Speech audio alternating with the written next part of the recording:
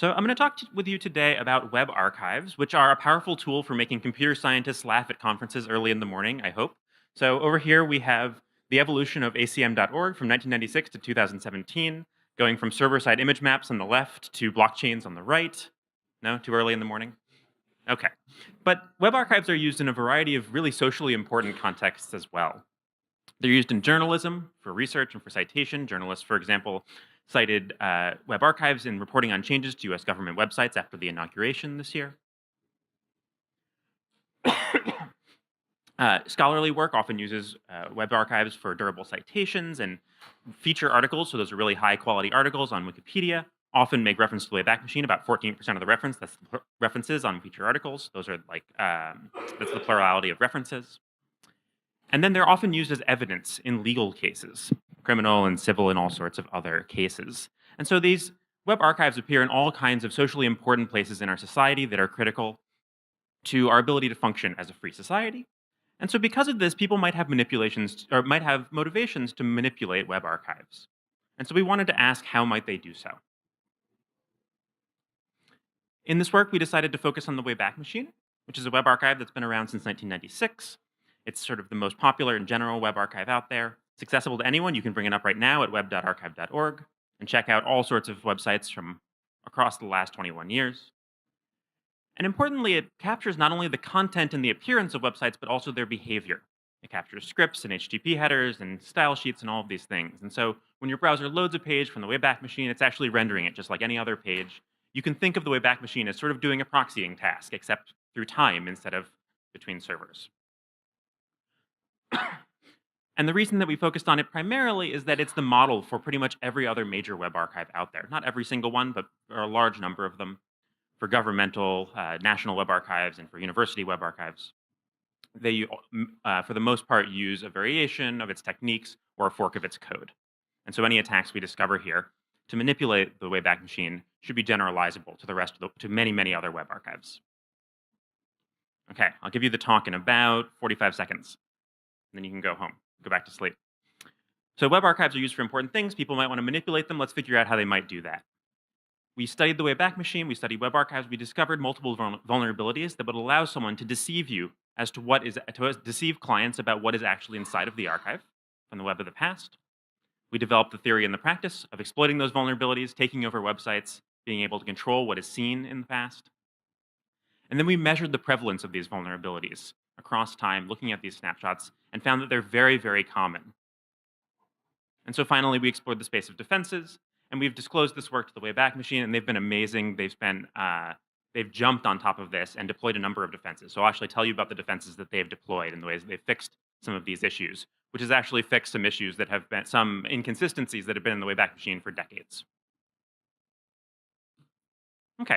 So what are the technical ways that we might manipulate client views of the Wayback Machine? And by client views, what I mean is I don't necessarily need to get content into the Wayback Machine. What I want to do is just what my metric of success is that I'm able to control what it is that a client sees when they visit the archive. And I want to do so without compromising any archival servers.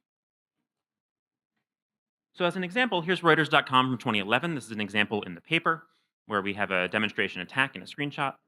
Let's say that I decide that I want to control what's on this page. I want to suggest that Reuters.com in 2011 was not concerned with the presidential election, but instead, this article over here about President Obama at the electoral tipping point was actually secretly speculation, an opinion piece about where CCS 2017 would be held. But they were very excited about this in 2011. So how would I be able to do this? So to explain how I was able to do this, I'm going to tell you about our first type of vulnerability and attack called archive escapes. And so when a client browser talks to the Wayback Machine, normally all of its requests are going to and from the archival servers. And in order to maintain this, sort of to maintain this illusion that the archive is all of the web servers involved in loading this web page, when the archive sees inside of a document that it's sending, so for example, this script tag, for example.com/script.js, it's going to actually rewrite that URL in any of the content that it sends out, and it's going to send it out instead like this, with an archival URL of web.archive.org and a timestamp, in this case from 2011, and then the resource that it's actually sending. But sometimes this URL rewriting process can fail. And it can fail most often because of dynamic URL generation on the client. And when that happens, the client will end up making a request out to the live web because it will receive, in the context of this archival web page, it will receive a real URL, make a request out to example.com. And now example.com is in what we call the position of being the archive escape destination, and they become a potential attacker. They have the ability to return whatever it is they like in response to this query. And so in the case of a script like this, they can return whatever script they would like. And the client will end up rendering a mix of live and archived context within this archived website. And so this is exactly what I did in this situation. I was able to take the position of example.com in the previous diagram because I found that in 2011, Reuters.com was using a CDN, which has since, I think, gone out of business, and so no one owned their domain. I bought the domain. I put up a web server. I pointed DNS to it, and I hosted a script file, which all the script file did was it modified this image, it modified that text, and then I took a screenshot, and then I took it down for ethical reasons, obviously. For all of the attacks in this paper, we either took them down immediately after demonstrating that they worked, or if some of our attacks require permanently modifying the archive, and for those, we only modified them with regard to testbed pages that we created specifically in order to attack. Okay, so we can use archive escapes in order to modify pages like this if we are in the position of being a domain to which archive escape requests are made. And it is possible, if you own a page, to design it specifically so that it will create archive escape requests. And so you might be able to set up a page so that you can later modify it. Okay, let's move on to our second type of vulnerability and attack that goes with it, which we term anachronism injection. So in our archive escape attack, the malicious content came directly from example.com to the client. That's not the case in anachronism injection.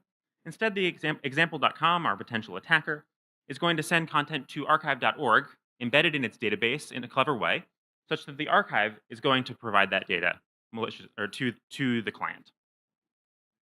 And the prerequisite for this type of attack is that you're going to have a vulnerable snapshot of a website, and that vulnerable snapshot has to be missing some of its resources. In other words, the archive has to include references to certain resources. URL rewriting has succeeded, so you're asking the archive for them, but the archive never succeeded capturing those resources. So for example, here, all the images on this page from UW-CSC's website in 2002, all the images just were never captured by the archive. Okay, so if we start with that, that's our precondition, that the vulnerable snapshot contains some of these never archived resources. For the sake of this diagram, let's say that this URL at the bottom, I'm sorry that it's very low. I know it's hard to see stuff at the bottom of the slide. But we have this image.png from 1996 that the client is requesting in the context of this vulnerable snapshot. And so it says, hey, can I get image.png at 1996?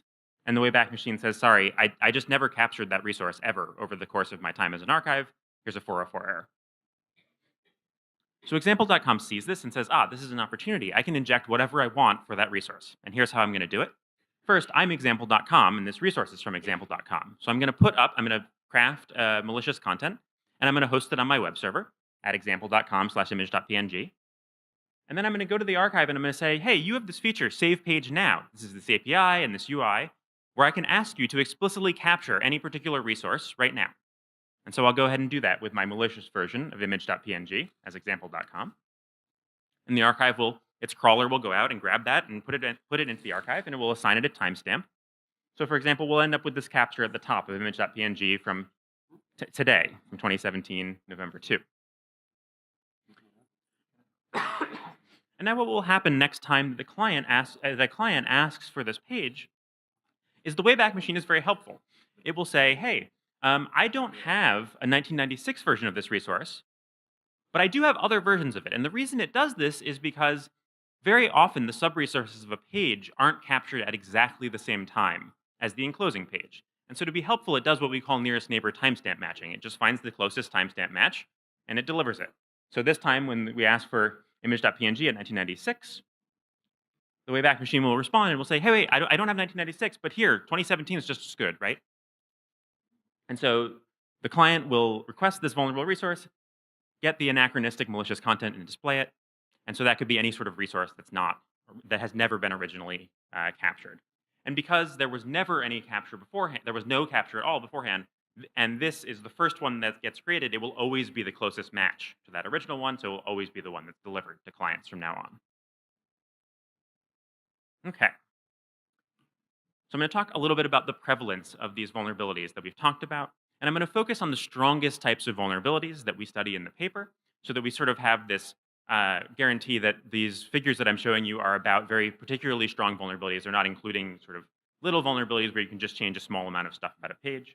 And so my two characteristics for being a strong vulnerability are that the attack doesn't require any foresight, which is to say you don't have to know that you want to launch the attack before the web page is archived, right? So you notice in these situations, in the second situation, for example, the attack was launched 21 years after the original vulnerable page, the page that was being modified, was archived. And both archive escapes and anachronism injection have this property that they don't require foresight.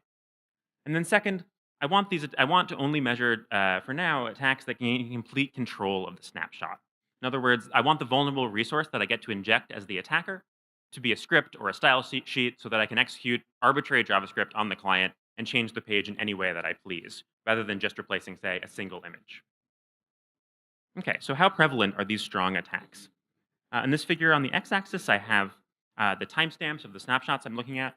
On the y-axis, we have the fraction of the top 500, so that's from 0% to 100%, which are vulnerable to these attacks. The two colored lines, the bottom two lines, are the two attacks we've talked about so far, archive escapes and anachronism injections.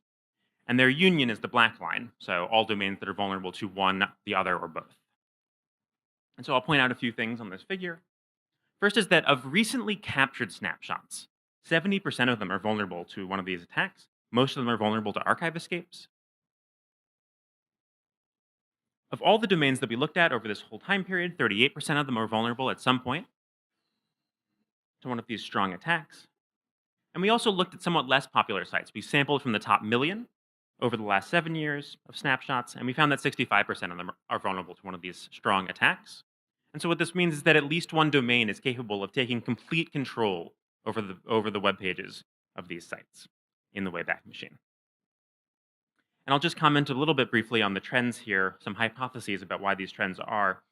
I mentioned that archive escapes, which are the ones that grow upwards towards the right, up and to the right, are caused most often by dynamic URL generation on the client. And so we expect that so the hypothesis is that over time, as the web has become more complicated, there is more dynamic behavior on the client that has generated more archive escape vulnerabilities. We don't expect this to decline. And that anachronism injection has declined a little bit over time because its precondition is that there exist resources on the page which have never been archived ever. And we assume that the Wayback Machine has gotten better over time at capturing a more complete picture of the web, and therefore those vulnerabilities have decreased over time. That's just a hypothesis. I can't guarantee that for you. That's what makes most sense to me. I'll just show you very briefly another figure, which gets at the idea that domains often remain vulnerable over time. These aren't sort of flukes in a moment of time when it's vulnerable and then no longer.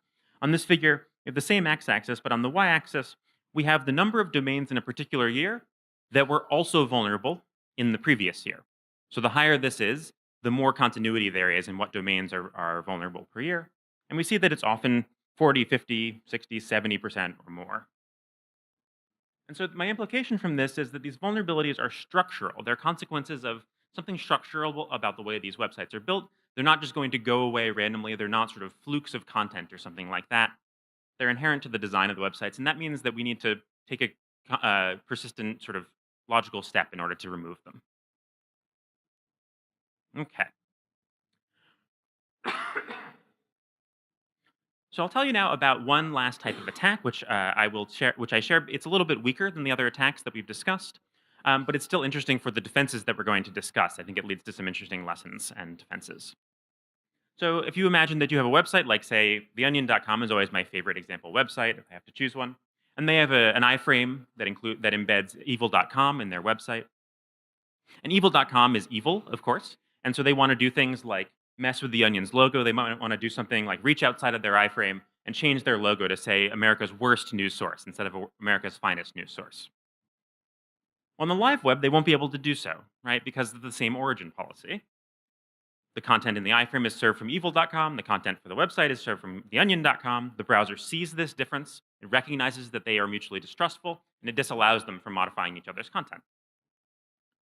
In the archive, however, the same origin doesn't apply, because both of these pieces of content were archived, and both of them are served from web.archive.org.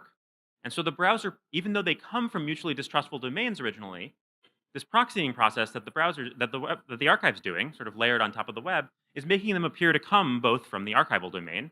And the browser says, oh, these came from the same place, they trust each other, I'll allow them to modify each other, and now the attack works. So you can embed attack code in, say, an iframe, which won't work in the live web, which will suddenly modify a snapshot once you're archived along with that snapshot that you're embedded in. Of course, this is a little bit weaker because you need to launch your attack prior to the time of archive because you have to get it right in there. Okay. We discussed a lot of defenses in the paper. I don't have a lot of time to discuss every single one of them, so if you're interested, check out the paper. But I'll just discuss a few, focusing particularly on defenses deployed by the archive rather than by clients or by publishers of websites. And the reason for this is twofold. One is that the Wayback Machine has deployed several of these defenses, and so that's awesome, and I want to tell you about what they've done and what impact that's had. And second, I'd like to point out that defenses deployed by archives are some of the most powerful because they help all clients and all websites. And so, ideally, we would love to have pretty much every defense in these circumstances come from the archive. Okay, so our first defense is how we defend against same origin escapes. This is a somewhat simple defense, but I think it has an interesting lesson. So if you look at these two URLs from web.archive.org, one is serving content from first.com, one is serving content from third.com. And they're going to be able to modify the content from these two things if they're, say, embedded in the same website as iframes. They're going to be able to modify each other. And so instead, something that we might do in order to block this attack would be to serve this content for first.com from first.com.web.archive.org from its own subdomain. Because it turns out that browsers include subdomains in their calculation of whether two domains are the same. And so this is going to separate them out and allow them to have the same security policy applied to each of them in the archival context as was applied to them in the live context. And what I find interesting about this is that it's this layering of the Wayback Machine or a web archive on top of the web that allows the same origin policy, which we already know to be very, very tricky in general, to not apply in this situation, but with a little bit of modification, we can better reflect what the real web's trust model looks like onto the archive, and then we're able to apply the same policies that we already have in order to fix these problems. And it's really nice. Okay. Our second type of defense is going to be against archive escapes. And so the key observation for defending against archive escapes is that they're all third-party requests, right? The definition of an archive escape is a request that leaves web.archive.org that goes out to the live web. And so all those requests are going to be domains other than archive.org. And so we had a bunch of ideas for client-side defenses in the paper. We actually built an extension which looks at trying to block all these third-party requests. But the Wayback Machine, when we disclosed to them, had a better idea. They one-upped us. They said, hey, we'll deploy a content security policy header. And that content security policy header is a directive. So if you don't know what a CSP header is, it's a directive from the server to basically say to the client, hey, these are the domains where you should and should not load content in the context of this page. And so they deployed this particular header, which you can see on every Wayback Machine website, every Wayback Machine request that you make today, which basically says the default source self basically says only accept first-party content in the context of the archive. And this solves the problem really, really neatly. You can't if your browser is compliant with CSP headers, it won't load any third-party requests. It won't load any archive escape requests. You've now blocked all of these. And archive escapes are not only a vulnerability that can be exploited maliciously, but they're also a problem that have been recognized in the archival literature for a long time because they create these sort of benign inconsistencies where you're pulling in live content into the archive. And this blocks all of these as well. Those have been around for decades, and now they're all gone from the archive because of this work. All right, our final defense is against the other attack that I described. We've talked about defenses against the same origin escape, against archive escapes. And here's a defense against anachronism injection. Here it's much harder, it's much trickier to block anachronism injection because to do so, you kind of have to decide how anachronistic is too anachronistic, and that's a judgment call that the Wayback Machine didn't feel comfortable making and that we weren't quite sure what the right answer was, right? We felt like they were in a better position to know what a reasonable distance in time was. But what they did do is they decided that it would make sense. This is along the lines of what we also thought would be a good client defense, but they deployed it on the archive side, so it's more universal. To surface information about sub-resource timestamps on a page so that it's much more easy for a user to tell when the content in a page came from. And this might sound limited because it requires the user to sort of understand this information and take action on it. But I'll point out to you that in the socially important use cases that we're thinking of here, thinking about journalism and legal proceedings and so on, there are expert users involved. There are journalistic fact checkers, there are expert witnesses, and so on, whose job it is to be able to make strong statements about what they trust and what they don't trust about the evidence that they're looking at. And so the Wayback Machine provided those sorts of people with this information. It's a convenient UI in the middle of a timestamp, in the middle of in the sort of there's a bar at the top of all captures. And so it shows you all of the resources that are part of a page. At the bottom, we have a bunch of resources here that were captured within hours of the enclosing page. And so these time deltas on the right-hand side, say 6 hours, 5 hours, and so on. But then at the top of this, we have a number of resources that were captured months or even years after the fact. And so our hope is that an expert user is able to use this kind of information in order to make more appropriate judgments about what the web of the past did and did not look like, and do more accurate reporting and support accurate journalism, accurate use of facts in our court cases, and so on. Okay, so I'll summarize very briefly what I talked about today. We recognize that web archives are used in socially important contexts. There are incentives to manipulate them. I described a number of vulnerabilities and attacks, 3 different ones. And then we measured and showed that 70% of the snapshots being captured today have some of these very strong vulnerabilities inside of them, and that 38% of the domains we looked at since 1996, since the beginning of the archive, contain these vulnerabilities. I described a number of defenses that archives can deploy, and that the Wayback Machine has deployed. And I just want to thank my collaborators, Yoshi Kono and Franzi Rosner, for their awesome work on this paper. And I particularly wanted to throw out a shout out to Mark Graham at the Wayback Machine and his whole team. When we disclosed this to them, they interpreted it as a call to action, and they were very excited to hear from us. They're a pleasure to work with. He told me that if I wanted to give out his contact information, if you had ideas about how to improve the Wayback Machine, that I should do so. So if you ever want to use archival data or use the archive in a context like this, or you have ideas about how to improve it, he's your guy. He's really awesome. He's the director there. Okay, so with that summarizes what I've talked to you about today, and I would be happy to take questions.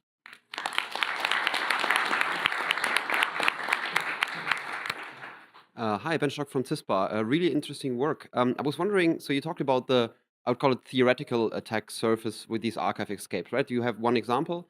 But from my own experience, a lot of the archive escapes are actually from Google Analytics. So this is not a domain From what? from Google Analytics. So I think that's one of the one pieces of JavaScript that is everywhere, and they dynamically write kind of a different domain name depending on whether it's SSL or not. I was wondering, can you give me an intuition of how many domains are actually kind of targets of these archive escapes? So as an attacker, is it would I have to register one specific domain like Google Analytics, or is there thousands that I could use? Yeah. So the question was, do you have to own a particular domain in order to access most of these attacks?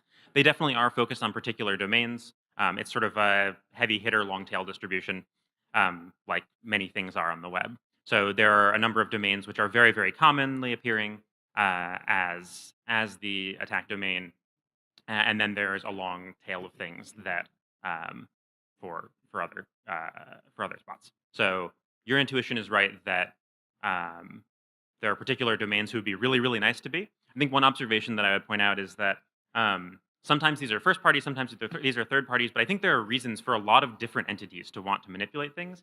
So even though I trust Google and I trust Google Analytics, I'm still worried if they have the ability to change the web of the past. That's still something that I'm worried about because they might have legal incentives to do so, right? Because of these really important contexts. I'm not saying that they're going to be deceptive in the legal system, but I am still sort of concerned about it and glad that. And one quick question, because you specifically talked about the Wayback Machine team. Is there a better way than just really accessing web.archive.org to get to the data? Because it's super slow. If you want to do, for example, like a top million analysis, it must have taken a while, I guess. Yeah, so we sampled from the top million. We took a 1,000 site subsample from the top million. That was the only way to do it. It's because it is very slow. We did just browse. We used our tool tracking excavator, which we've used in the past to measure web tracking. which we reused for this. It's been released for this paper. Um, I think I've heard of people talking to the Wayback Machine and trying to get more direct access to their data, but I haven't actually talked to them about it because we didn't need it for these use All right, cases. thanks. Thank you. Hi, Nick Nikiforaki, Stony Brook. Can you give us an intuition about how many websites would be vulnerable on their entirety, and how many would just be like, the main page that you probably checked? Yeah. So this is a great question. One of our reviewers actually asked us this and provoked us into doing a little bit of analysis of this. So it appears a small analysis of this appears in the paper. So we looked at sort of 5 links coming off of the front page of each of the sites that we looked at, and we found that about half of them have vulnerabilities in their subpages. Like if you click through links, you'll also find vulnerable subpages about half the time. A small fraction of the time, you'll find pages that actually don't have a vulnerable front page, but do have vulnerable pages through links. So they go pretty deep within these pages, which I think speaks to the structural nature of the vulnerabilities. And you said you have that experiment in the paper. Yeah, there's some numbers in the All paper. right, thank you. Yep, thank you.